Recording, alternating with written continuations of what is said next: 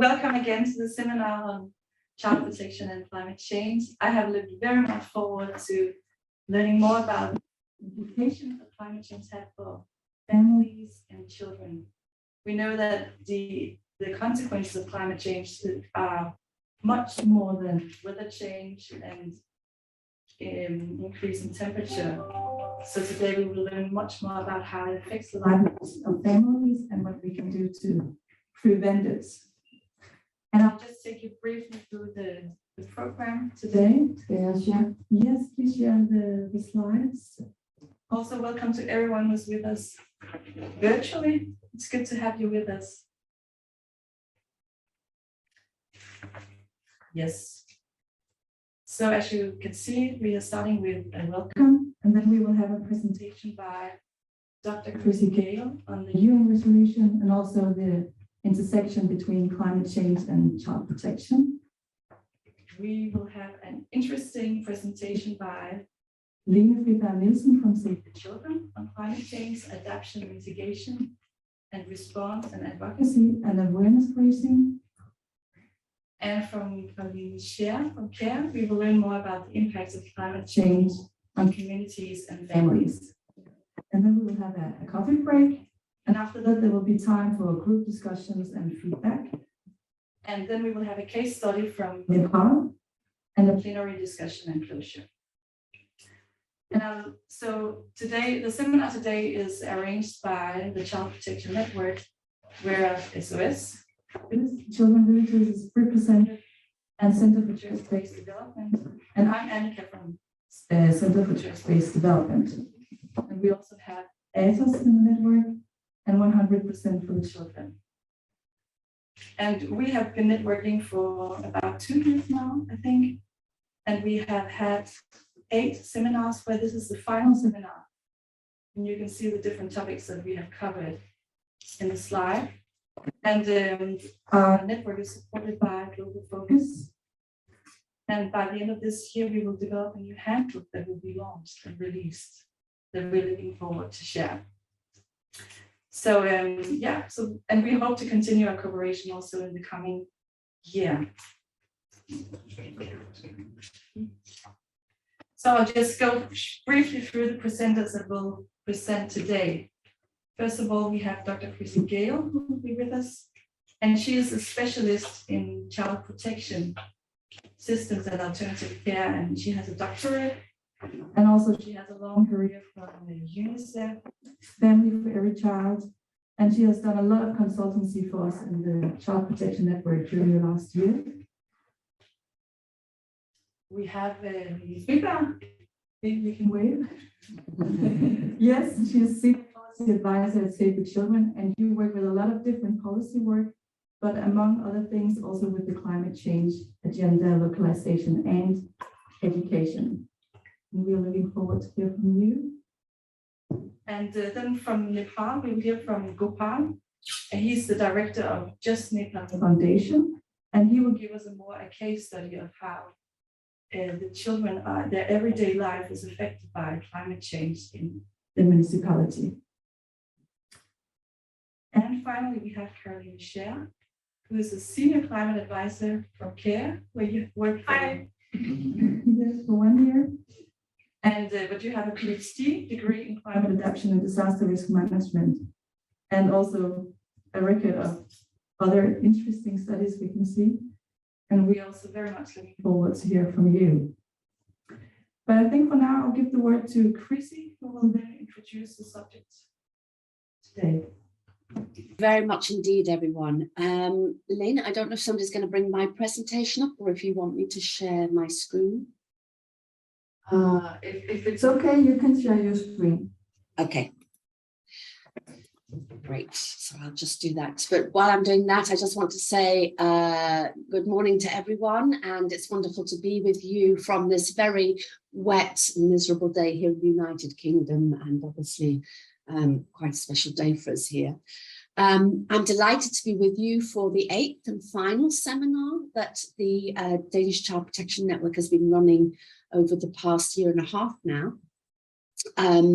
And I think this is going to be a very special and interesting day, the morning, this seminar, because it's a topic that is fairly new, I think, to a lot of us in the child protection working environment. And I think we're going to learn a lot today. So I'm also very excited to be part of it. As you may know, the series of seminars that we've been conducting over the last year and a half are all around the articles and the content of the UN resolution, the promotion and protection of the rights of children. And today, we're going to talk a very little bit, I'm going to talk just for literally a minute about the content of the resolution, specifically where it mentions climate change.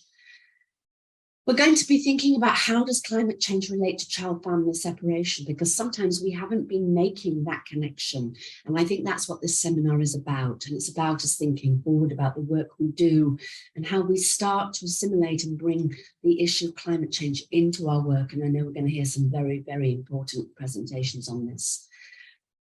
And in relation to that, what is the impact of climate change on communities and families? And why should we be thinking about it?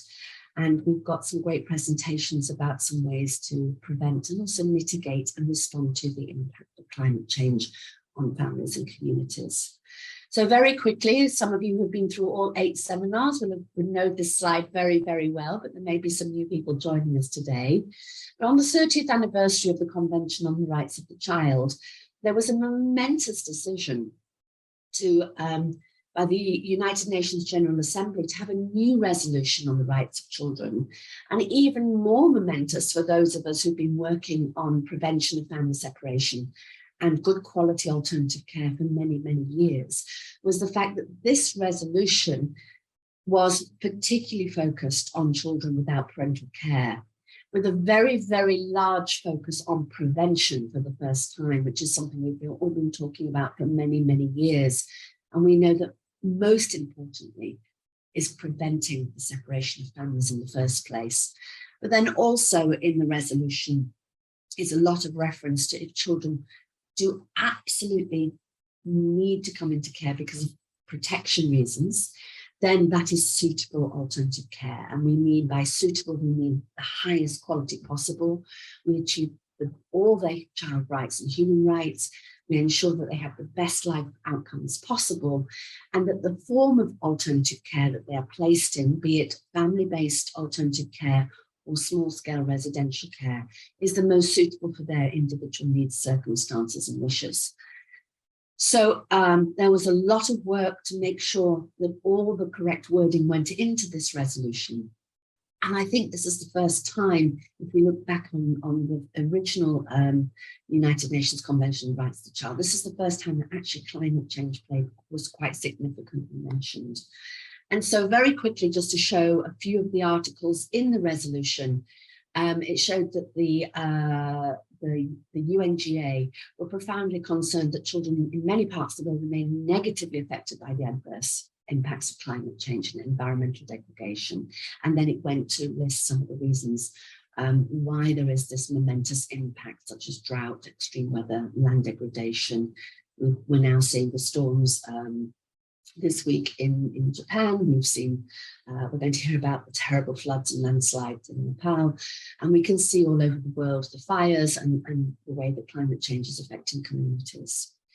The resolution also expressed concern specifically that millions of children worldwide continue to grow up deprived of parental care, separated from their families for many reasons, including, but not limited to, we know, poverty, discrimination, violence, abuse, neglect, trafficking in persons, humanitarian emergencies, armed conflict, and natural disasters. And those are all things we've been looking at, including migration, death or illness of a parent, and lack of access to services. And we've covered those issues quite in some depth in the last 7 seminars.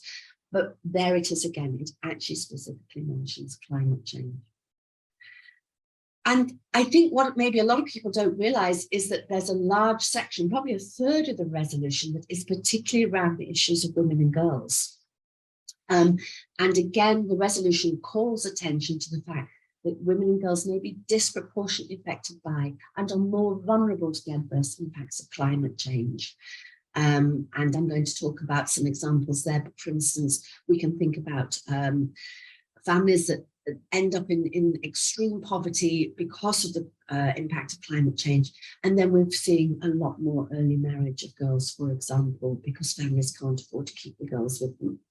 So again, thinking about the adverse impacts on all children, but the resolution particularly calls attention to women and girls and how they're disproportionately affected by those impacts. So today we're going to hear, as I said, presentations introducing the topic of climate change, which I think is new for a lot of us who have joined the seminar today, because we do very much concentrate on child protection and alternative care.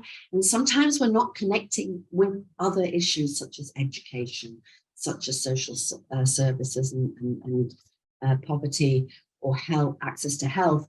And in this case, we haven't necessarily maybe been thinking about climate change, and both thinking about how we can prepare for things that might happen to families to mitigate some of the circumstances, but also our role to play in response.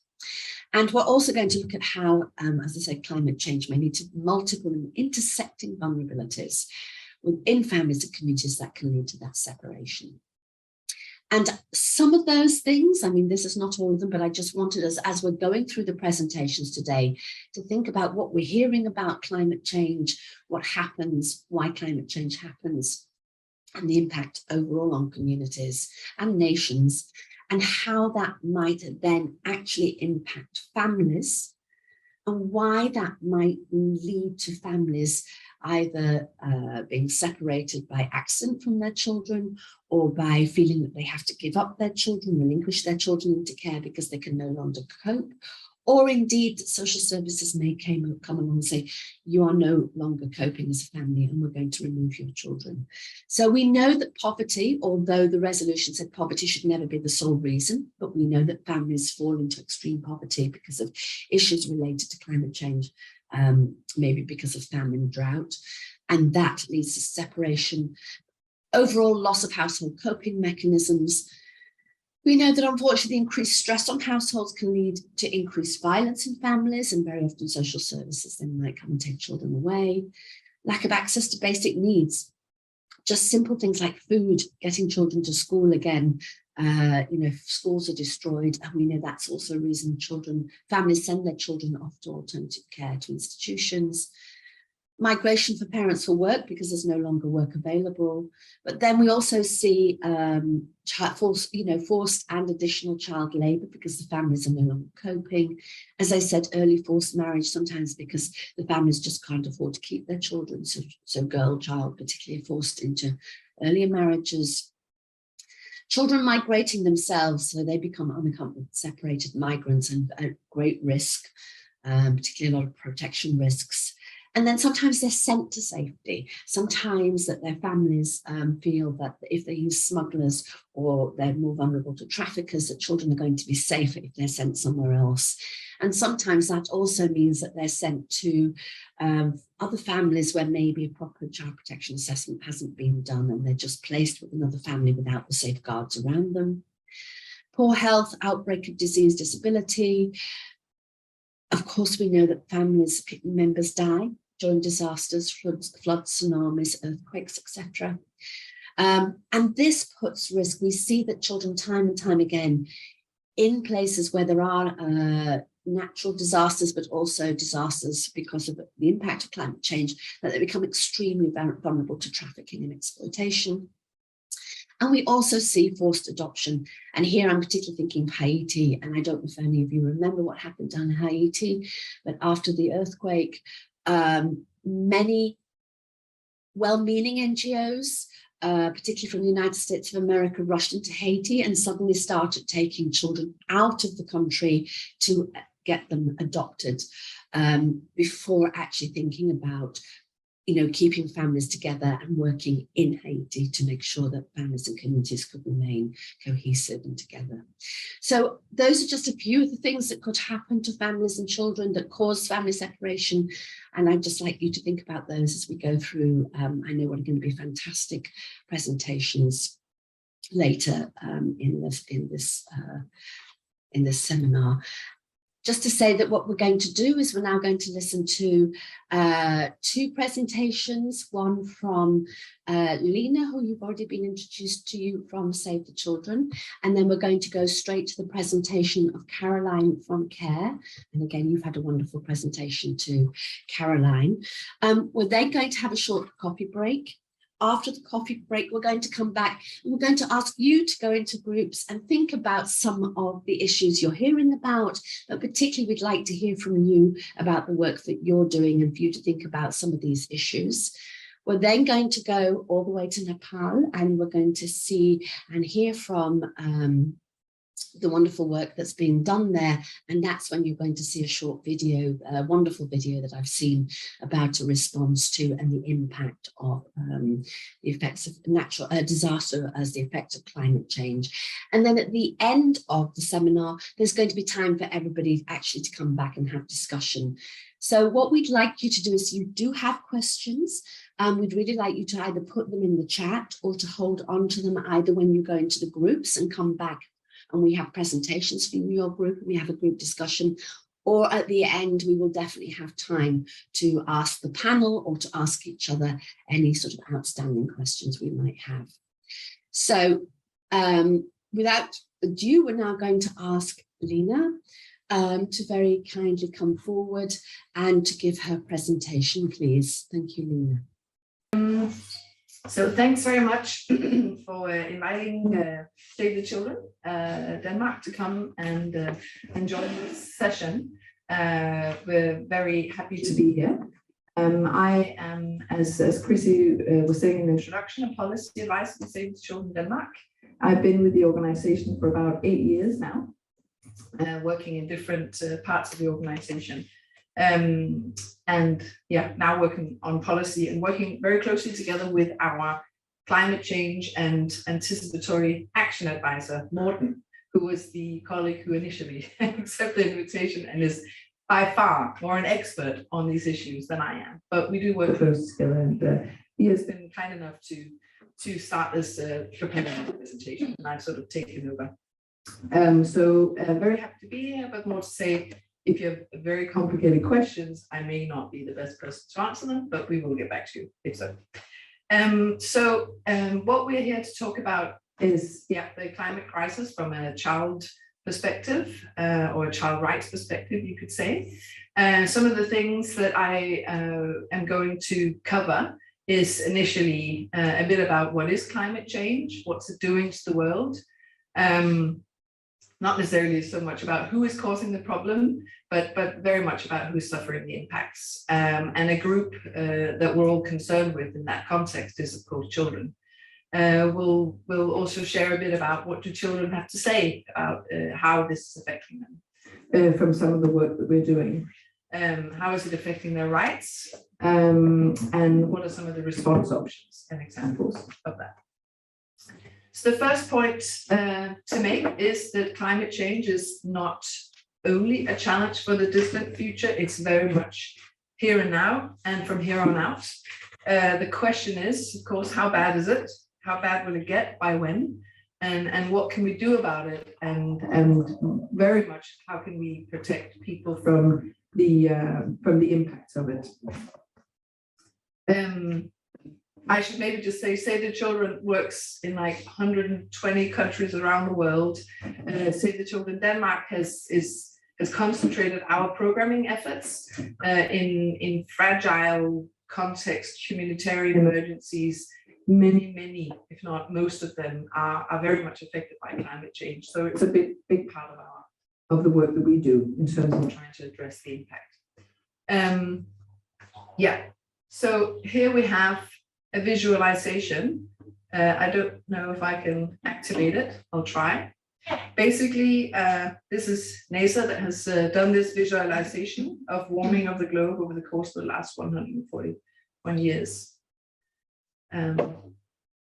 Takes us up to today. Slowly. Then again, very, very fast, obviously.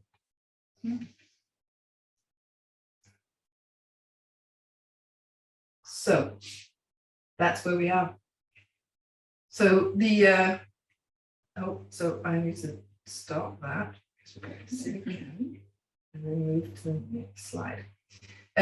So the first fact is, of course, it is getting hotter. Here we are just taking a brief look at the global temperature from 1880 up to today. And there's sort of different momentum, but a very rapid escalation from around 1885 and upwards. I think you're by far more of an expert on the technical aspects, and maybe you'll touch upon some of these things. Sea levels are rising, which also has a massive impact on populations and vulnerable communities. Here we are having a quick look at what that looks like over time.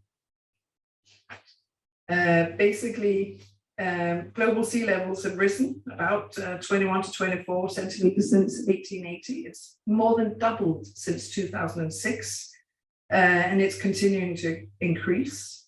So we're basically looking at 0.5 meter of sea level rise is likely by mid-century.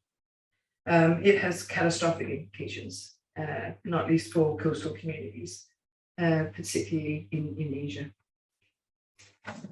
Extreme weather events are getting more extreme.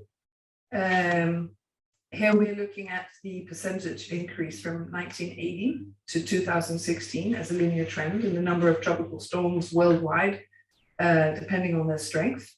What we can see is that the strongest storms are also increasing the most. And storms with wind speeds of 200 kilometers an hour and more have doubled in number. And those of 250 kilometers an hour have more than tripled. The red colors show the hurricane category on that scale. The extreme weather events are getting more frequent. Here we're looking at the global reported natural disasters by type, 1970 to 2019.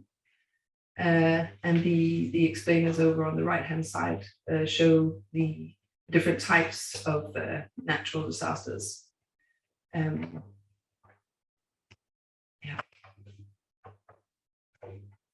The past is no longer a reliable indicator of the future is the second point I want to make. And what does this mean? It's essentially, with research and looking at data over the last many years, we've been for some time thinking that we could use that to project. What we can see is that the weather patterns and the climate changes and how they act and also form natural disasters, it doesn't really hold up to those projections and predictions, which basically means we're looking into something which it's very difficult to predict and to know when what is going to occur when we're looking at how we have been analyzing it in the past. This is from the 2007 Intergovernmental Panel on Climate Change, their assessment report at that time. And again, what you see is it is getting hotter.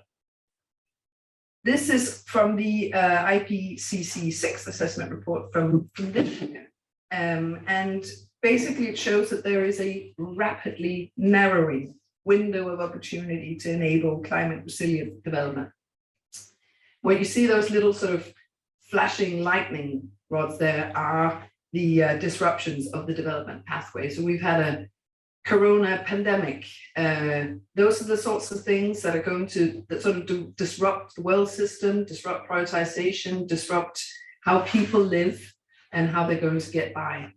And it shows sort of on the right-hand side, you have some of the sort of ways in which we can and must try and address things in order to reduce the impact on people and their lives.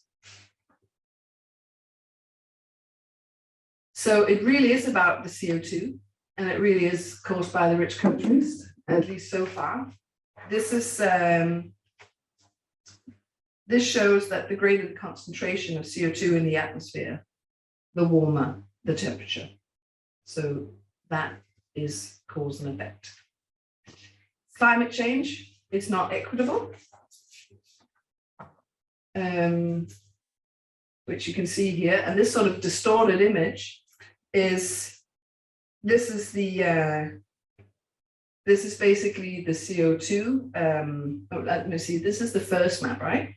And here we have the CO2 emissions in the period leading up to 2011.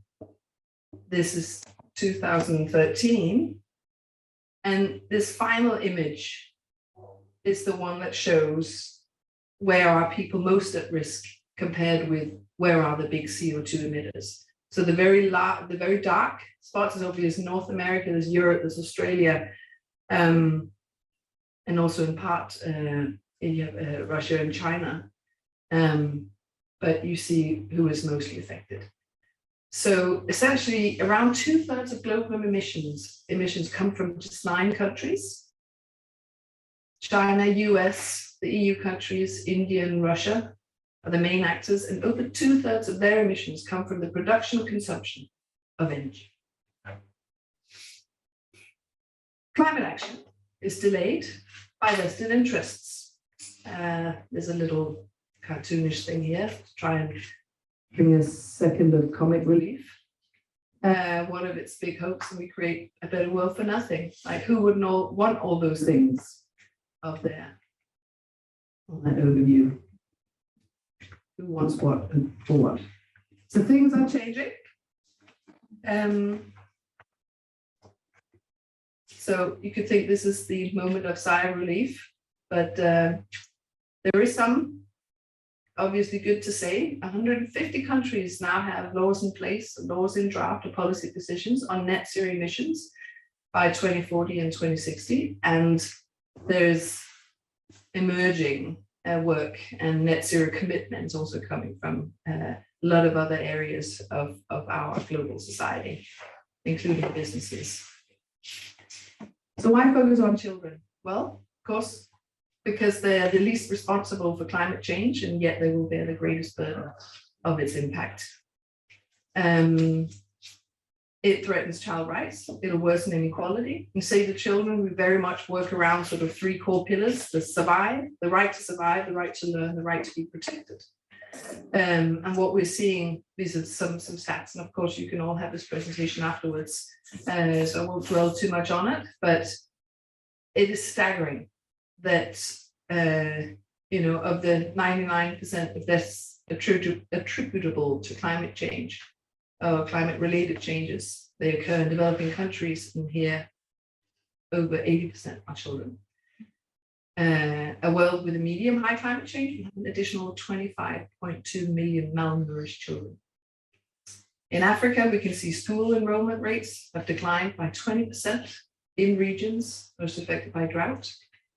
And about half of the children out of school is due to impacts of climate change.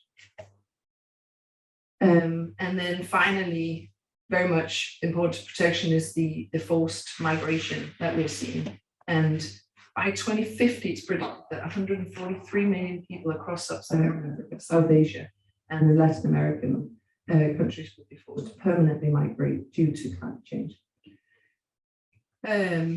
This is some analysis that Save the Children has done,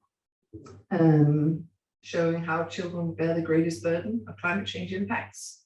That a child born in 2020 will experience these many more extreme events during their lifetime compared to a person born in 1960. That is extreme.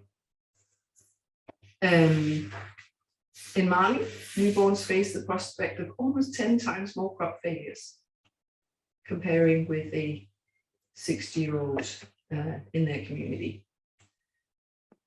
In Afghanistan, children born in 2020 will confront 5.3 times more droughts in their lifetimes, 18 times more extreme heat waves. So it varies. This is the report that Save the Children did last year, Born into the Climate Crisis, where a reference group of children, I think there were about 15, 20 of them, a representative cohort from across the world in climate affected countries, essentially fed into the analysis and the report how they experience, live with climate change, and what it is that they want most desperately that we do about it. These are different quotes from children into this report. Children of poor families are the most affected negatively from climate change because they don't have the ability to handle the huge dangers. There's a girl from Bangladesh as a result of climate change. Girls like us are being subjected to child marriage, trafficking, and sexual abuse due to different problems and situations, right? And children and adolescents, we consider them particularly vulnerable to climate change because they are at a critical point in their life where they are developing and forming an idea of the world and their life in it, and having to in parallel live in communities that are poor, and on top of that also massively affected by negative impact of climate change and natural disasters, is something that they'll have to somehow try and adapt to, but it has a massive consequence on their outlook. And they are going to face the burden of the impact throughout their lifetime. Essentially, there are different sort of climate and non-climate change drivers. As we can see, there are, essentially it just sort of goes to show the interconnectedness of everything when we're talking about climate change. Climate change has certain consequences, causes instability, equally existing instability and conflict, and you add a natural disaster, will only worsen a lot of these factors. Will produce migration displacement, and when again experiencing more natural disasters will just further worsen their situation. There's different ways to respond to climate change. There's sort of options. I don't really think we should call it options. I think these are things we have to do. One is slowing down and limiting the changes, mitigation. And then there is the planning for and managing the impact, adaptation. Different ways to respond and address that. We do a lot of work as Save the Children on sort of trying to build the resilience of local communities and their adaptation to different livelihoods, or livelihood diversification as well. Yeah. I'm not going to spend time on this. Yeah. The structural inequalities. I don't think we necessarily touched so much upon that in the previous slide, but that's of course a major factor. So what can you do? Oh. So we have the 6 A's. As I think as individuals, as communities, as organizations, as businesses, and so on, there are a number of questions to ask ourselves if we're interested in probing into ourselves. What can we do? What are the actions that we can take? Are there climate change risks to the work that we do? The answer is always yes, including climate analysis in our strategies and when we're producing our proposals. Including climate risk reduction, resilience building in our log frame, and of course being flexible and able to adjust our responses. They need to be flexible.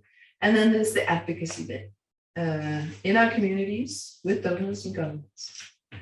And so the distinctive role of us and many of us in this room, and I suppose in this session working on child rights goals, that we have the distinct and very sort of important role of trying to represent children on this agenda and in the public discourse and in the policy influencing around climate change, making the climate crisis clear as a child rights crisis, bringing it on the agenda, holding states to account. Save the Children is one of the organizations that are what do you call it, sort of joining litigation cases where I know one of where a group of Portuguese children, they had these forest fires a number of years ago, and they had decided to essentially sue the European Union for its failure to,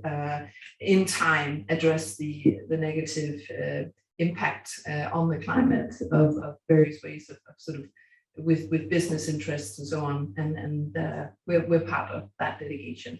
And those are the sorts of things that once that moves ahead, you just broaden the scope for children to also be able to hold states to account. Yeah, this is some of the different ways that we're looking at child-focused climate programming. We have sort of these pillars around health, around education, around protection from violence, and then strengthening families, helping them to be more resilient. And a big part of our work is addressing migration and displacement, and not least climate-induced displacement migration, and trying to address the protection risks here. And what's not so much part of this presentation, but I mean, as I said, for Save the Children, we very much work on the side of adaptation and sort of resilience in the local communities affected by climate change, and recognizing that in that there is separation of children from their families, and that that is a major issue. It's not something that sort of in an isolated form is not something that we as Save the Children Denmark work so much on, but it is obviously an important piece, and there's lots to be said about that. And I was just looking at some of the different data on this, and just in the typhoon Haiyan in 2013, 4.4 million people were displaced, with about more than half of those being children, and that just says a lot about the scale.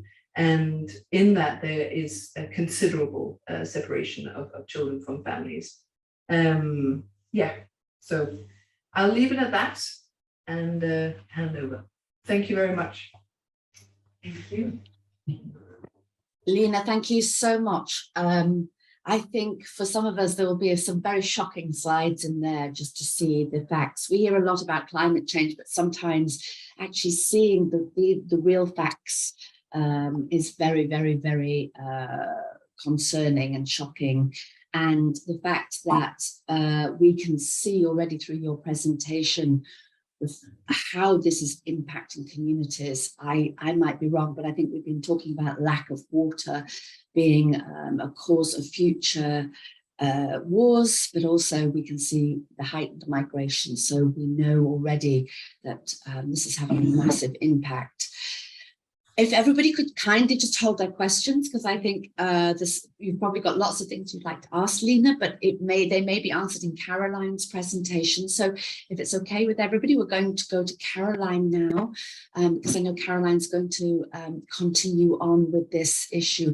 And we heard quite a bit there in Lena's presentation about resilience. And I've written down two words. I've written down resilience and children's voices, which I can see really came up in Lena's presentation, and I know that this is something Caroline's going to speak a lot about. So Caroline, if I may, I'll now turn the floor to you. Thank you very much.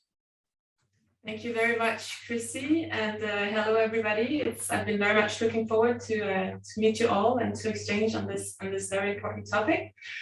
As mentioned, my name is Caroline Scher. I'm a climate advisor at Care Denmark. I've been with CARE for a year now. I have a background in research and project management within climate change adaptation and disaster risk management, mainly from the UN system, but also doing research a lot in West Africa, also in other parts of Africa and Asia. So I'm here to tell you a bit about how CARE Denmark is working with building resilience through climate innovation. And I have to emphasize that this is the start of a journey for us. So we have many questions. We don't have all the answers. So this is really to show you what we have engaged in. And a lot of this is work in progress. So yeah, I will take you through a bit of context, but I think Lena did a fantastic job in giving a lot of really, really great details. So be a very brief summary, I promise. Then a bit about what the climate innovation ambition at Denmark is, how we pursue this ambition, and what type of programs we support and where. So just a little bit of context. We heard all the numbers and you know the science behind. There is actually a new report published last week named United in Science, which is basically a high-level compilation of the most recent and relevant science on climate change, response and impacts. So it's really a gold place to go and seek information. So just a few highlights. The report shows that between 2015 and 2021, we experienced the warmest consecutive years on record. And I think what we saw from Lina's presentation is quite clear that, you know, it's getting worse and worse. The ocean heat content is higher, has been higher between 2017 and 2022 than any other 5-year period.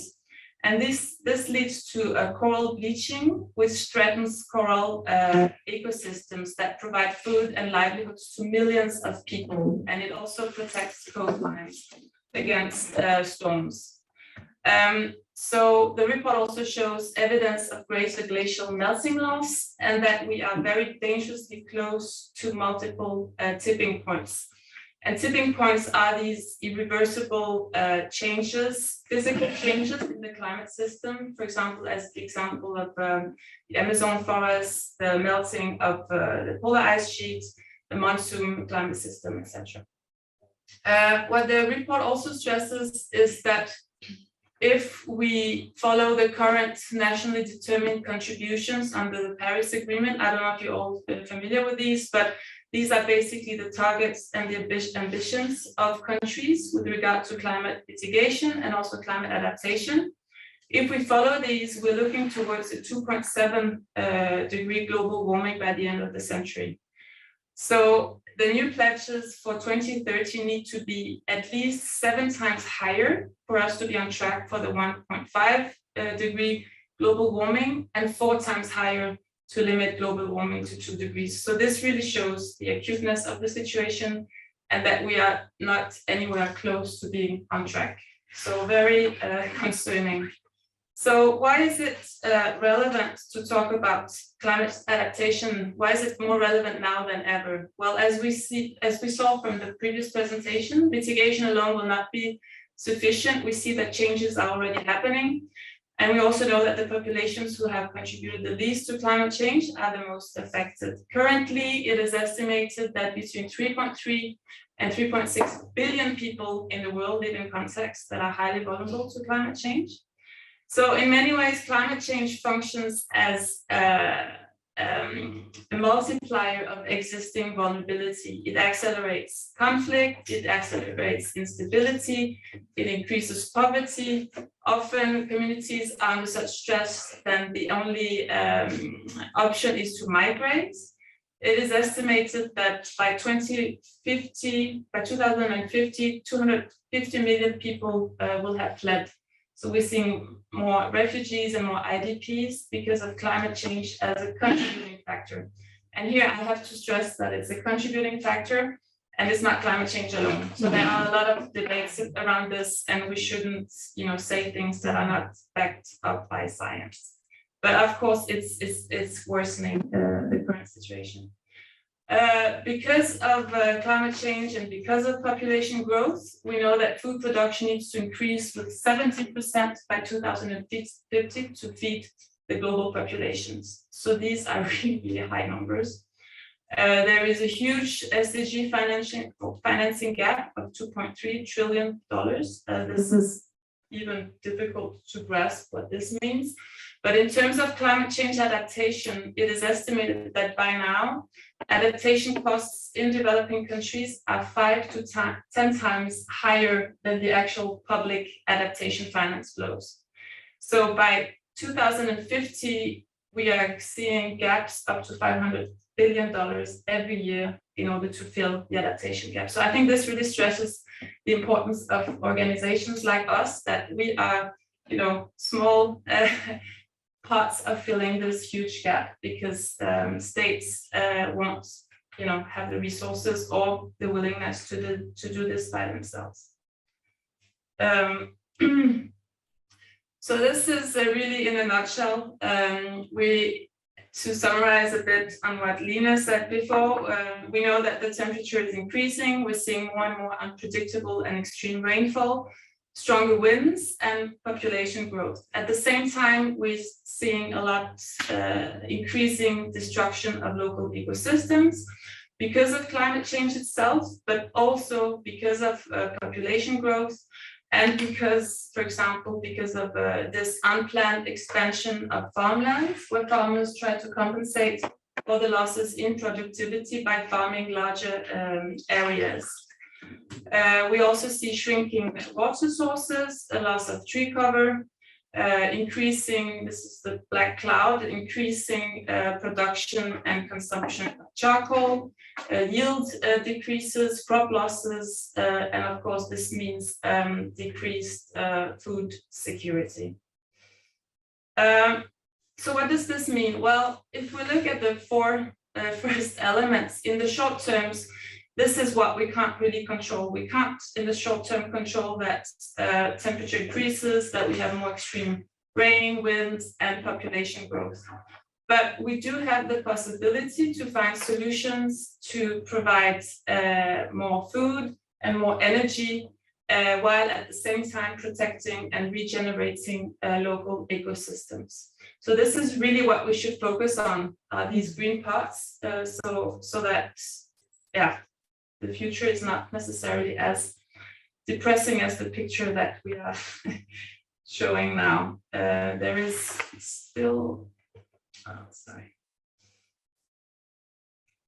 So this is exactly what the climate innovation ambition of Care Denmark is basically how we can support communities to produce more food and more energy, while at the same time using relatively less natural resources in an increasingly extreme and unpredictable climate at scale. How do we pursue this ambition? We aim to support climate innovation and climate smart livelihoods to reduce poverty, vulnerabilities, and inequalities. We support nature-based and green energy solutions. And we aim to increase adaptive capacity and climate smart humanitarian action, also as an opportunity to reduce the risk of resource-based conflict. I will come back to these three areas. I will come back. We have a bit of echo here. I will come back to these areas when I present some of our programs. So the key target group of Care Denmark programs is basically women and youth. We know that women, and especially girls, experience poverty, conflict, health issues, climate hardship, etc., in a very different ways than men, and therefore require specialized approaches.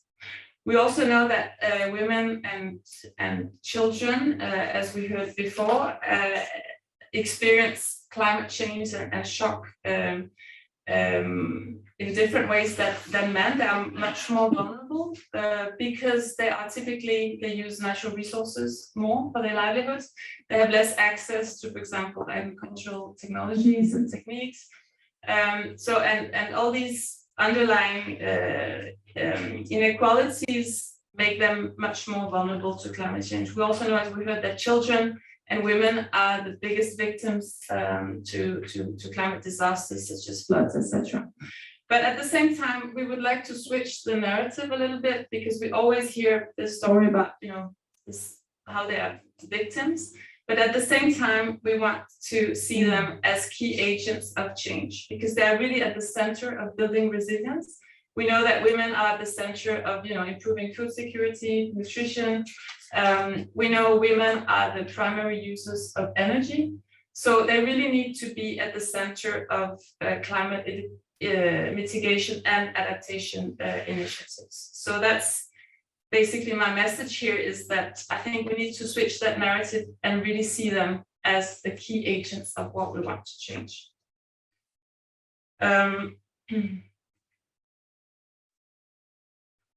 So next slide, please. And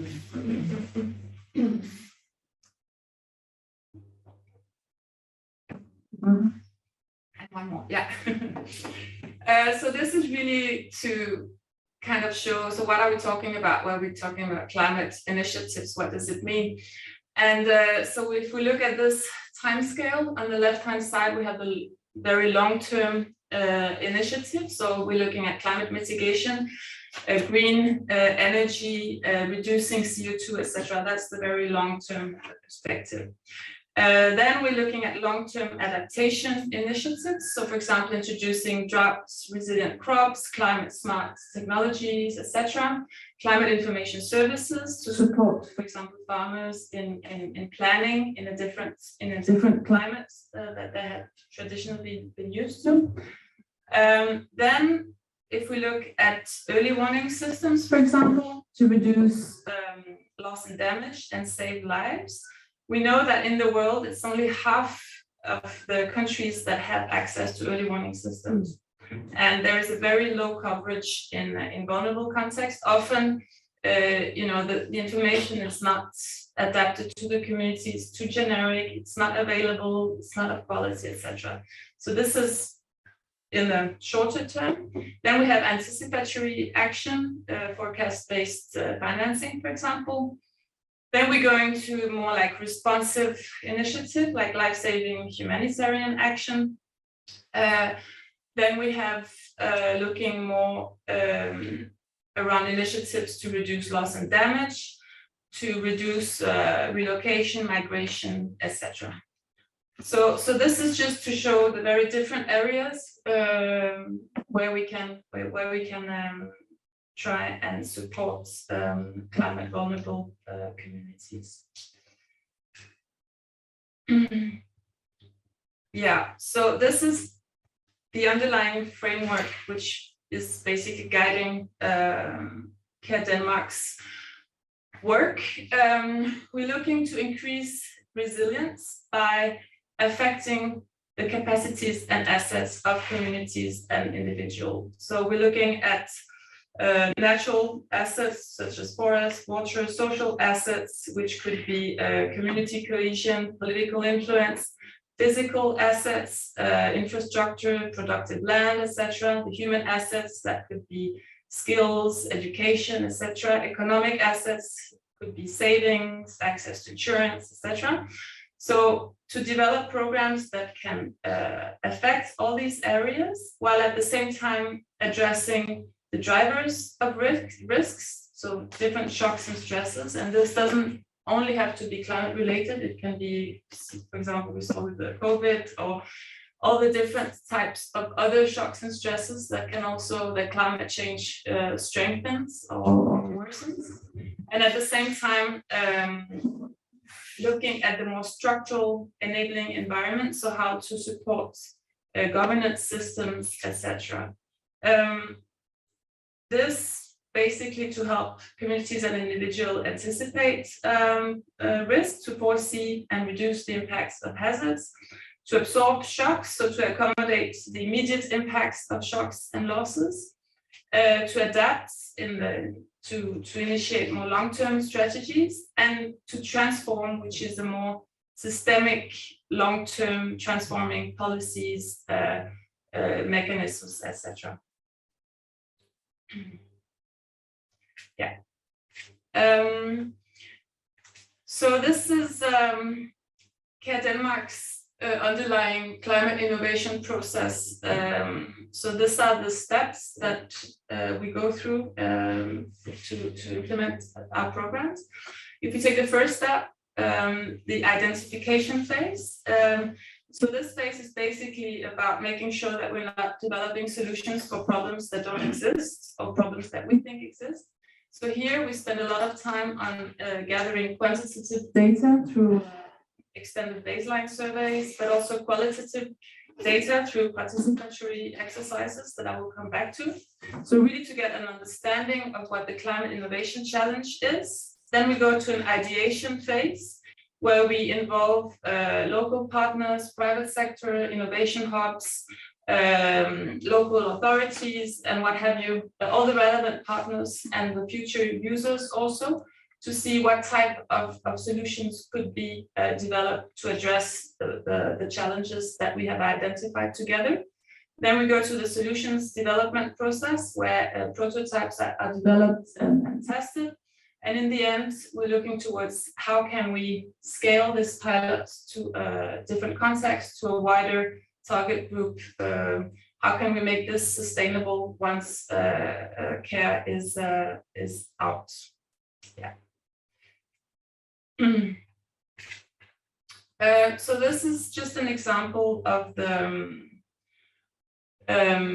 this identification phase, the more qualitative type of work that we're doing. I think we all know what a baseline survey is, so that is part of the work, but also very importantly, we support this type of survey with what we call a climate vulnerability and capacity assessment exercise.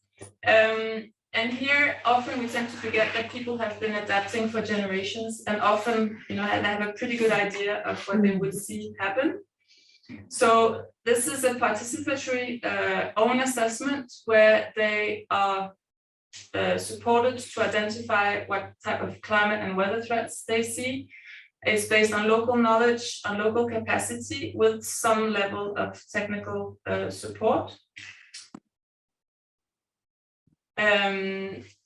And it's basically about having an own identification of the climate risks and changes, of how they see their resilience capacities, what the barriers are. And here often we see huge differences between stakeholder groups. So it's very important to have a very stakeholder specific analysis. We have these cross-cutting themes to take into account gender dimensions, governance elements, etc.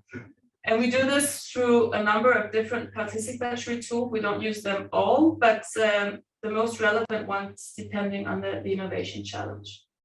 Yeah, I won't go into detail with them, but it's basically a participatory tool that can help understand, what the women's role is, for example, in agriculture or different things that are related to the specific innovation. This leads us to the next slide, and based on this identification phase, we managed to understand the problem better to start and develop solutions. But we also have a product that is community adaptation action plans. And it's basically the community's own vision of how they would see prioritizing the different adaptation options, and they take it to their decision makers so that they can use it as an adaptation planning instrument. So basically to support the local plans. Yeah. So how do we understand the next slide? How do we understand climate innovation? Here it's important to stress that we're not talking about innovation in terms of hardware, super complicated technologies, etc. It could also be that, but we define climate innovation as concepts, methods, processes, and approaches that have the potential to solve essential climate-related problems more effectively than existing approaches. It needs to be a new approach, and there needs to be some added value. But just to say that it could also be quite simple processes. It could also be, new apps, etc. But it's a very broad definition of climate innovation. Because I have to say, often when we talk about innovation in this field, we have to ask ourselves, innovation for whom? Is it important for us that it's innovative, that we introduce something new, or is it, and that's, I think, a very important question to ask. Yeah. So climate innovation in Denmark needs to be user and needs driven. It needs to promote local ownership through partnerships, as I mentioned. It needs to be relevant to the challenges that climate vulnerable people are facing, but it also needs to be cost effective and scalable. So it needs to be relevant for many and also to support southern leadership. Under the new strategic partnership agreement with Danida, we have identified 7 innovation challenges in 7 countries. In total, I think it's 10 different projects in coastal areas, wetlands, semi-arid and arid areas, where we are implementing this new climate innovation approach. So the 7 innovation challenges are identified by the communities through human-centered design processes. They should be of relevance to many. And that's very important because often you see, for example, resilience programs, they target farmers, for example.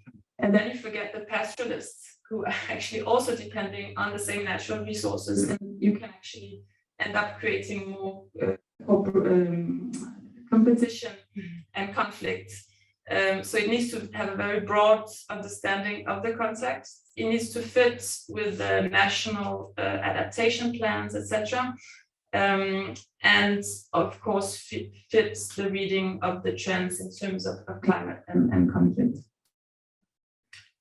So just to give you a few examples, the first one from Mali, which is about improving coordination and access to natural resources.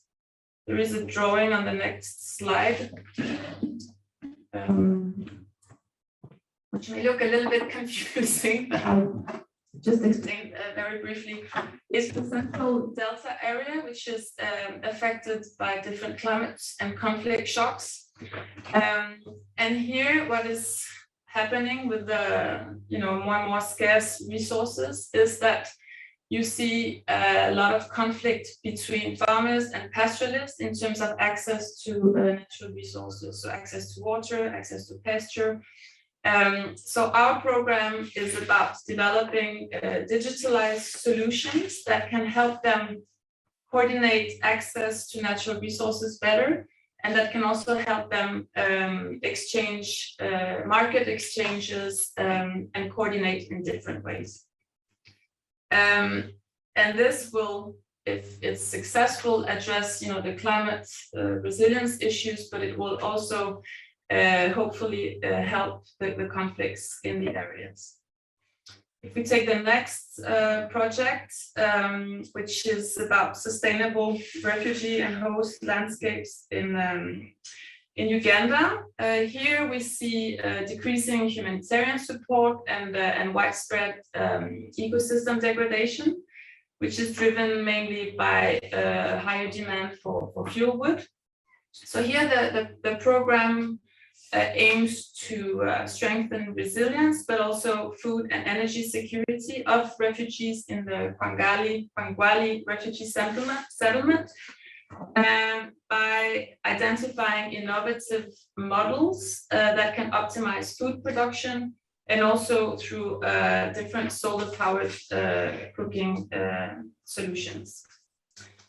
If we take the next project in Niger, here the focus is on this anticipatory phase that we saw on the timeline before. It's about early warning services. I think if you go to the next slide, it's the Takwa Valley. It's an area that experiences increasing floods, bushfires, droughts, etc. Conflicts also. So it's about proposing innovative early warning services that address the needs for climate information, disaster information, but also conflict information, etc. So in that sense, it's innovative because it's supposed to be broader than just disaster information, and it's also aimed at pastoralists. So that's quite, I don't know if it's innovative, but often these type of projects are focused on sedentary populations, whereas the mobile populations are kept out of the equation. If we go to the next slide, in Bangladesh, along the Bangladeshi coastline, we see a lot of intrusion of salt water, which is forcing millions to migrate, and it's really threatening the livelihoods of those who stay behind. Saltwater intrusion is caused by sea level rise, but also by storm surges and by man-made changes to the natural environment. So here, the project aims to combine small-scale aquafarming with mangroves to try and address this climate innovation challenge in partnership, of course, with local partners. In Ethiopia, the program aims to clear or to address the problems of invasive species, which I can never say, Prosopis juliflora. They have huge problem of droughts, but actually this invasive species, the SEC, is identified as their second biggest challenge. So it's about helping them to clear that, but also to integrate it more sustainably in their value in their value chains. And lastly, in Burkina Faso, if we go to the next slide, this is basically about supporting the development of solar mini-grids. But often when you talk about solar mini-grids, it's for households or hospitals or schools. And here the program is basically to link the national solar program, which is called the YALIN, to support livelihoods. So this could be through water efficient irrigation systems for communal farming.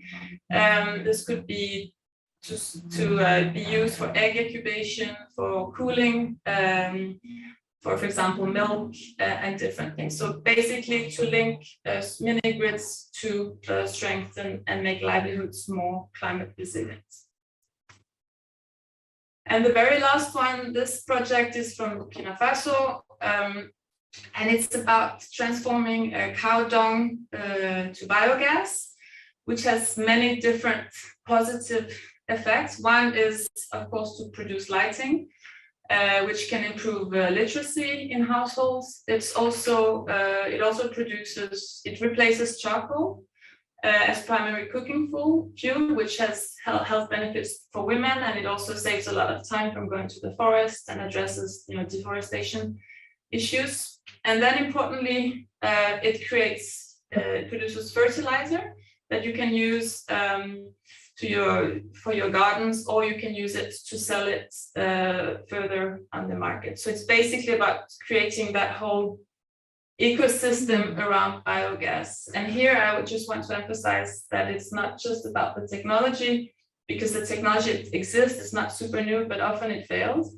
And it's about supporting that whole ecosystem around it to make it, to use it as an income generating activity. Yeah. And then lastly, so far we are just in the beginning of these initiatives, but we can see, and also from experience already, that of course local engagement and ownership is key, that the populations and the different partners need to be included and involved from the design phase, from the identification of the climate innovation challenge. It needs to be integrated in local institution and governance mechanisms, which I told you about with the climate adaptation action plans. It needs to be based on multiple partnerships here. Integrating the private sector is key for scalability. So you really need to have that long-term perspective, and sometimes that's very challenging, because we know that we need to show results, after 1 year, after 2 years, after 4 years. So after 4 years, is that sufficient to really show results, climate adaptation results? So yeah, it's to keep this long-term perspective in mind, while at the same time we know that we have some requirement that we have to live up to. It needs to have a scaling potential, so it's fine to pilot these things, but from the beginning we need to have in mind, how can we scale this, how can we prove the business case, etc. And then lastly, what we have focused a lot on is to support these programs and this change through evidence-based learning. So we're gathering a lot of data, quantitative and qualitative, to be able to say after 4 years, this is how it looked in the beginning, this is how it looks now. so we really understand what made it work and what didn't, based on strong evidence. Yeah, I think that's what I have for now. Thank you very much. Thank you so much, Caroline, for that really, really interesting and quite thought-provoking presentation. We're a little bit over time, so I'm going to very quickly summarize some of the things we've just heard, and then we're all going to go for a coffee break, and then when we come back, we're going to have the opportunity to sit and work together in groups and think about some of the things we've heard. But I think what we've just heard, particularly from those two presentations, and the last one was about innovation, local engagement and partnership. And of course, this is something as child protection NGOs and CBOs we're all very, very aware of and have been doing for a long, long time. And I think that those ideas are something we carry over. And I think I'd like to suggest that this is opening up new partnerships, new ideas that, again, as I said before, that we think about all the sectors we should be working with, including now getting engaged in the impact and mitigation of climate change. And I think that's because we heard this word resilience. Resilience, we've heard a lot about in relation to climate change and the impact of climate change. But I think what we've very much heard is this innovation, this building resilience is about family strengthening. And in fact, we've had a whole seminar on family strengthening. And family strengthening will then, as we know, lead to less family separation. And so I think this is where we really need to link. And then we heard something from Caroline about identification solutions.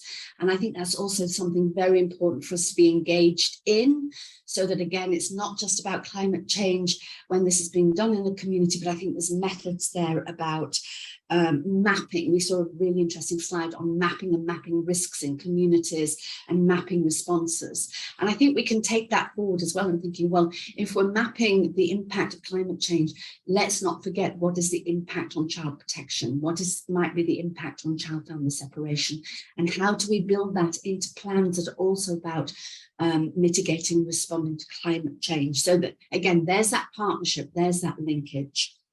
And thinking about how we also bring in emergency preparedness, so that when we're mapping, I know a big part of mapping in possible emergencies is thinking about how are different parts of the community vulnerable, how is it going to impact them, but how are we going to respond and how are we going to protect those parts of the community themselves.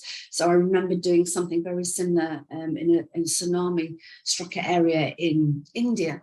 And we looked at, as an example, if there's floods coming, where are the vulnerable, where are the elderly, where are the children, what are we going to do, who's going to be responsible for what, and how are we going to ensure that those vulnerable, particularly vulnerable people in the community have the response from others in the community. Simple things to get them to high ground. But if we think about child protection, risk of family separation, how are we going to build our plans into those community mappings that we've just heard of? So I just wanted to make a few links to a lot of the work that you as agencies are doing on the ground every single day, and how we start to engage within these different solutions to mitigating, but also responding to building resilience and thinking about emergency response preparedness. So we're going to go to a break, but before we do that, I'm just going to share my screen with you again, because I'd like you to be thinking about these two questions, and we're going to be going into breakout groups.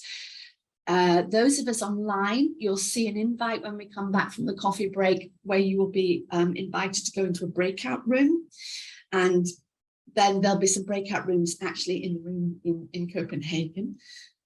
We will have 25 minutes to discuss one of these questions. We'd like your group, and I'll give you these instructions again when you come back from coffee, but we'd like each group to choose one of these two questions and to discuss it. We'd like you to appoint somebody in your group to then come back and feed your ideas, feed your main points of your discussion into the plenary, and you'll just have, I'm afraid, 3 minutes each, because I think we're going to be about 7 groups, to actually feed back what you've discussed. So what do you think should be included in a community child protection assessment that takes into consideration the possible impact of climate change on family separation? Those are the things we've just been talking about and I've just summarised. Or do you already have programs that manage and support and consider the impact of climate change? And if so, what can we learn from you? What does this include? So again, those will be up on your screen when you come back, and we'll also put them into the chat box now. Lovely, thank you very much. So there was so much there. Thank you so much for the really interesting and thoughtful feedback. I'm just going to pick up on two things that I would have highlighted on my notepad as I was been listening to that. And I think one of the most important things you said is listen. People are experts in their own lives. We do come along with technical understanding and technical expertise, but listen, we need to listen to people within our own communities and families, and because they know what's happening to them and they have some of the solutions and answers, and that we build on the existing resilience. We don't think that people don't already have resilience. They do, they understand, and that we build on that. And the second thing was partnerships within families, within communities, across agencies, and with governments. And I think that's also very important, whether it's in governments in the countries where climate change is most having the impact that we saw from, I think it was Lena's presentation. So without much ado, we're going to go to our last presentation because I really want to give time to that. But because it was such a long time since we introduced Gopal, almost a couple of hours ago, I'm just going to quickly remind you who Gopal is. Gopal Lama is one of the original founders of a CBO called the Just Nepal Foundation, established in the 1990s. It's a small CBO that operates across the Halambu rural municipality in Nepal. It's a mountainous region, it's bordering Tibet. It's one of the areas that has the highest rate of trafficking in the country, and that's very significant to how that might increase through climate change. And it was very hardest hit by the 2015 earthquake. Not one school and not one home is left standing, which is quite moving. Last year, there was also a monsoon, so unprecedented, devastating floods in the area. This year, with Danida's with the Danish Emergency Relief Fund, the first ever anticipatory action activity grant was conducted and given to the Just Nepal Foundation, which is a very, very important a grant to have. Congratulations for receiving that, Gopal. We know it's really important monies. We also know, however, that there's a lot more needed to fund these very important activities. The monsoons just ended where you are, and we're now going to listen to the experiences you've had in the last few months and some future visions you have. Just to let everybody know that in the middle of this presentation, you will be asked to go out to a link that will be put in the chat box to a video that's on YouTube. You need to use the passcode to enter that video. As soon as you've seen the video, please come back into the room. So with no further ado, I'm going to hand over to you, Gopal. Thank you very much indeed.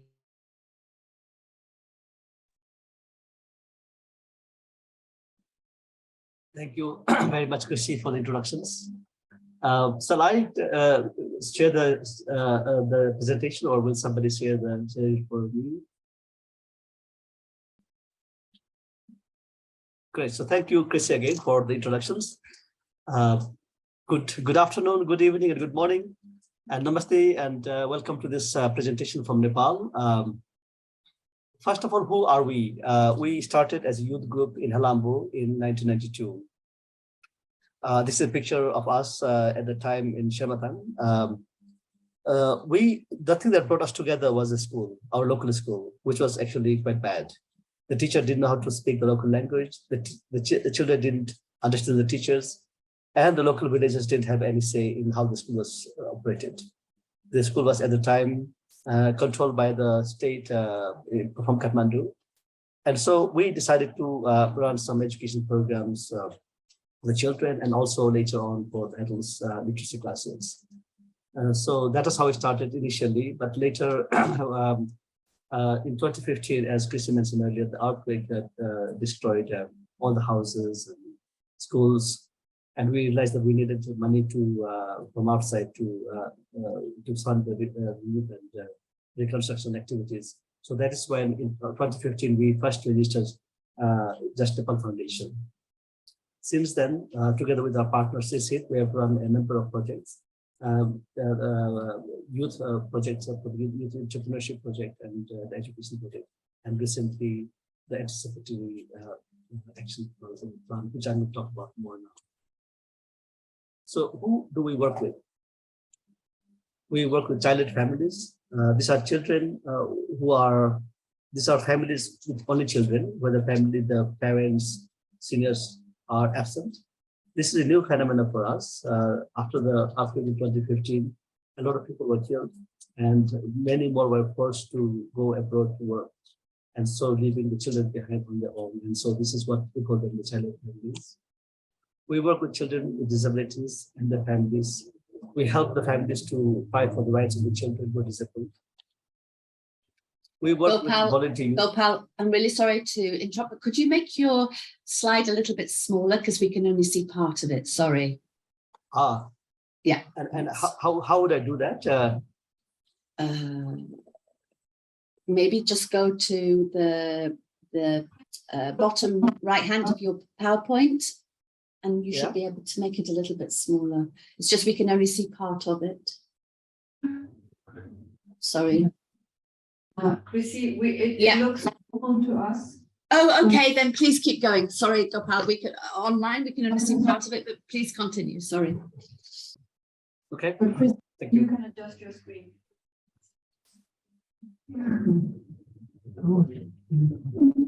But Gopal, maybe you can bring the microphone a bit closer to your mouth. Okay. Thanks. Is that better? Thank you. In fact, I can turn off.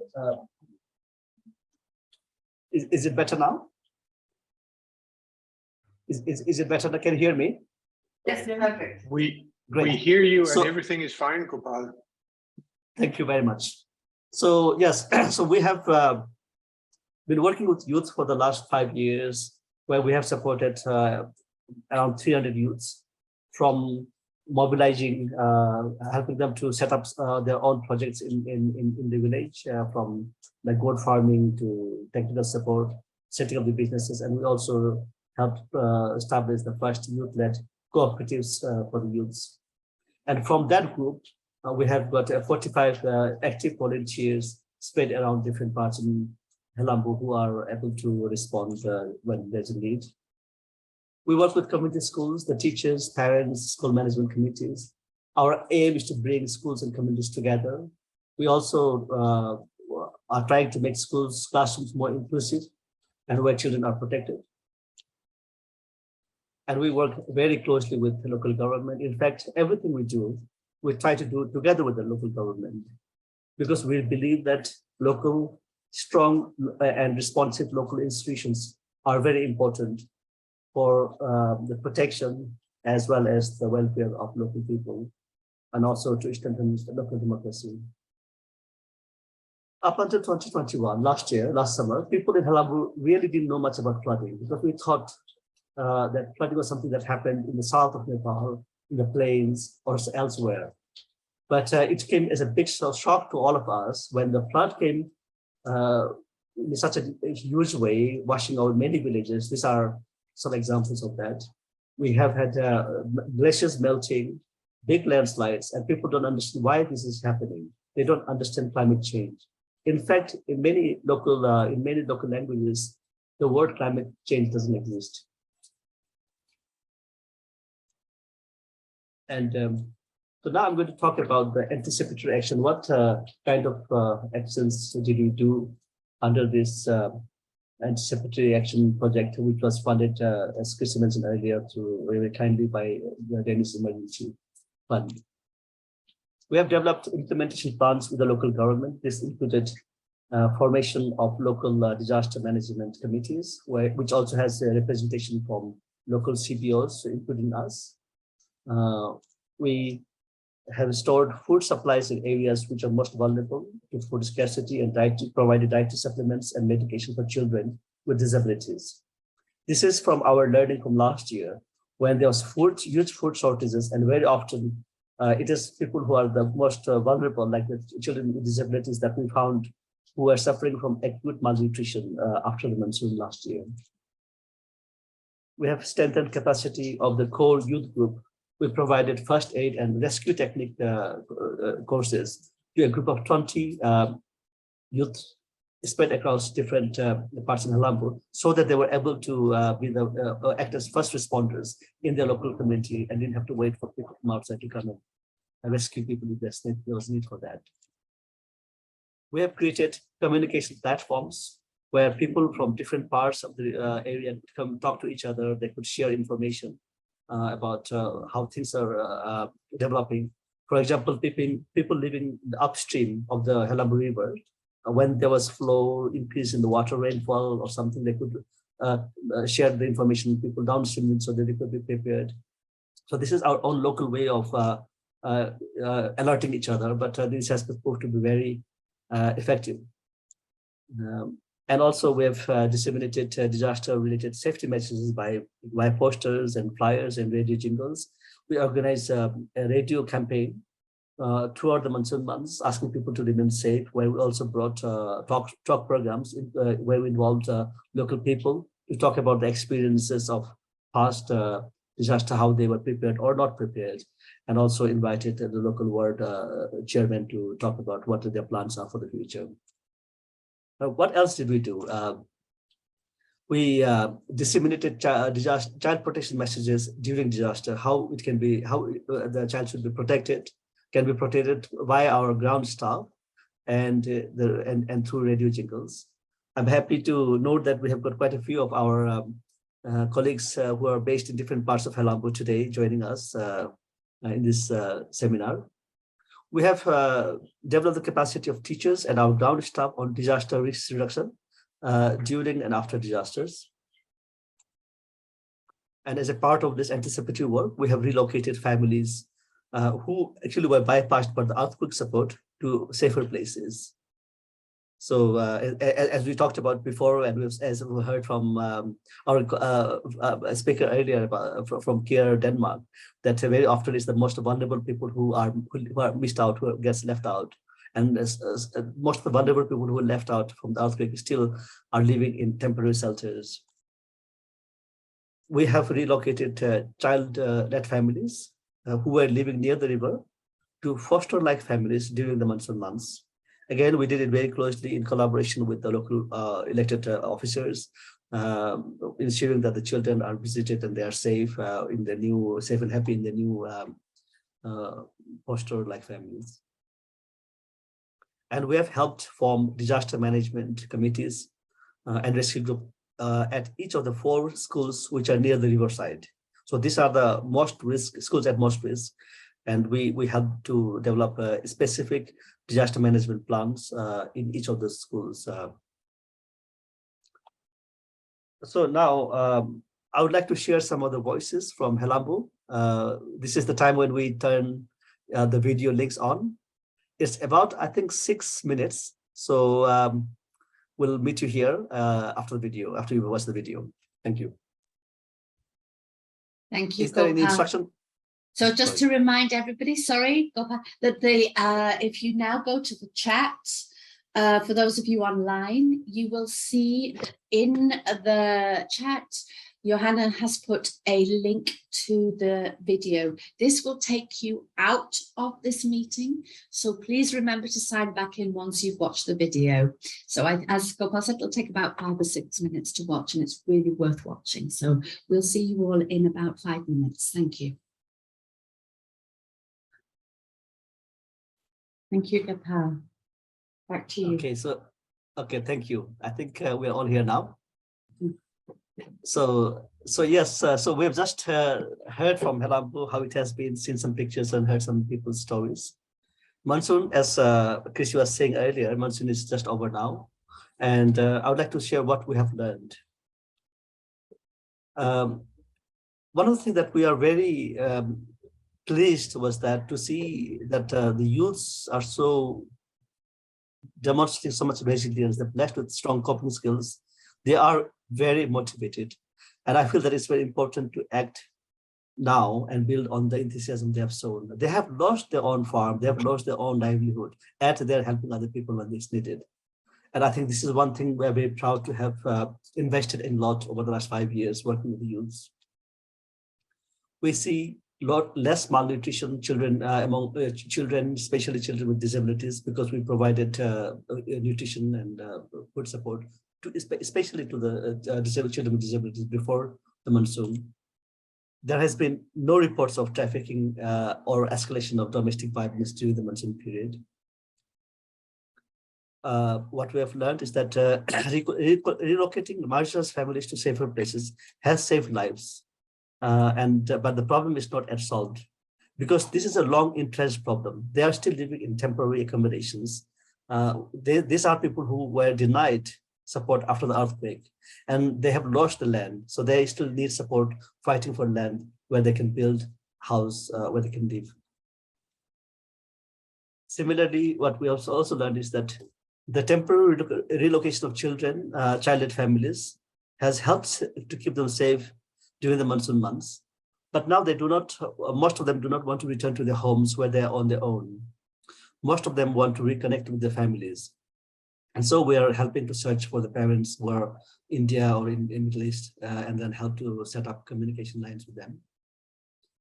And one of the things that we have learned is that actually we can learn by doing things together. For example, the things that we have done here, very close with the local government, duty bearers, particularly the ward chairmen. And one of the things that we both felt was that alone we could not have done what we have done together. And this has really motivated both of us, both the CBOs, like Just Nepal and also the ward chairman. So I think this is a really good development that we have experienced working together. And we have also learned that the subject of children being trafficked is now slowly being articulated. You have seen in the video where the chairman, ward chairman, who is the elected officer, was talking about he doesn't want any children from Helambu to go abroad. That is basically he wants children not being trafficked. So he's just using the word not gone away. And I think this is a big shift from not that long ago when the elected ward officers would actually write letters to support children or to support people who are trafficking children, to take children away safely out of Nepal. So now from that to now this chairman who is talking about that he doesn't want to see any children going abroad is a big shift. So I think there's a big window of opportunity to address child abuse and child protection and change what Chrissy says at the very beginning is how Helambu has been known for many years. What we also learned is that there is a need for CPOs, small implementing organizations who are working in the grassroots level to support and collaborate with each other. Because what we've experienced as Just Nepal Foundation is not unique to us, because many CPOs face similar problems. So we have been talking to other CBOs of how we can work together. And based on this discussion, we felt that we need to have a platform where we can meet together and discuss, share our experiences and ideas and information. And we have established the New Everest Network. And you can see somewhere Ram sir there with the Nepali hat, if I can scroll here. He, together with me and Pradita ji and few of us were the key driving people behind setting up this Everest Network. And Just Nepal is currently providing the secretariat services to this network. So there are some lessons that we have learned. There are similar lessons that we have learned both from the disaster in 2015 earthquake and the 22 flooding. So for example, one of the things we've noticed is that bigger NGOs have little knowledge of the areas. And they often come during human crisis with huge lot of money for in our context, a lot of money. And very often they take away the key stuff from local CBOs, crippling the services that local CBOs has been providing. In one instance, I remember very distinctly, and Ramji is here as well, who is listening. Somebody said it feels as if big fish is coming and eating small fish. And this is how it feels sometimes during this crisis period, how things are working at a very local level. The research has shown, and we have seen from our own experience, that the most vulnerable groups were missed out on the rescue efforts during 2015 earthquake and 2021 disasters. I think The president earlier from Care Denmark made this point as well, that it is often the most vulnerable groups who miss out the most. In our case, it has been the Dalit people who are also very poor and lived in very small houses, were left out in the relief support during the earthquake.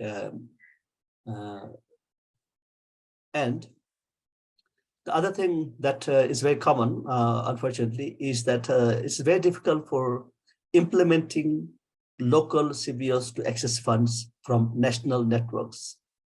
Very often the networks are very high up, and the information about opportunities and fund it doesn't flow down to the local CBOs.